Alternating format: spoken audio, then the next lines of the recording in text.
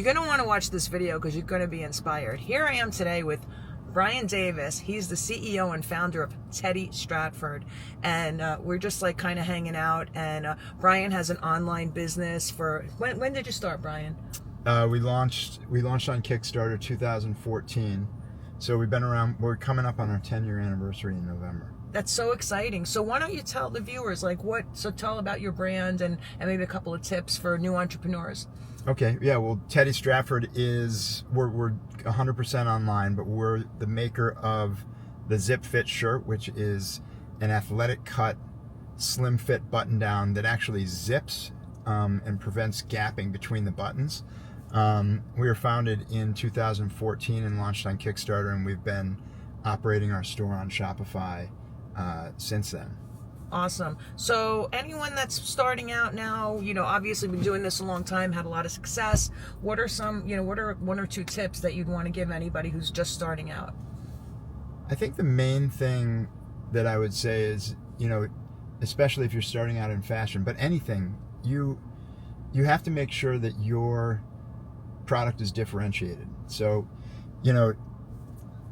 and I would say that your differentiation point should be something other than price. Otherwise, if it's the cheapest, then it's a race to the bottom, as they say, and someone undercuts you and then you undercut them. So you have to ask yourself, am I bringing anything new to the marketplace that is valuable? So, and obviously the point of differentiation has to be something that people want. Otherwise, I think there's enough underwear, there's enough T-shirts, there's really enough clothes out there for the entire world. If you're not bringing something different, and you can explain that difference and why that difference is valuable, then I would say don't waste your money.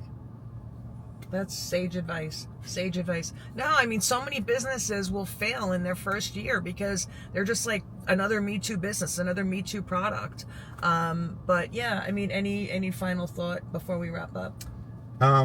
If you are online and running a business, be careful of digital agencies. Most of them are complete, can I swear? Sure. Complete bullshitters. They'll take your monthly fee and do the bare minimum, probably won't produce for you. So what I would suggest is getting a reference for sure before you hire someone, but also linking their compensation with the success of whatever activity they're doing. So maybe they make a percentage of what you're making. Maybe in the contract there's a minimum they have to hit before they get paid. But it's incredible. When I first started out, I got ripped off by a bunch of agencies, and I just recently, 10 years in, fell for another agency's bullshit, and we've been spending money on false promises, and these guys are just gaslighting us. And it's very easy to do because owners don't have time to dig into the advertising. So if you're not savvy in that area, it's very easy for people to fool you, basically. And I would say just be very careful before you enter a relationship with an ad agency.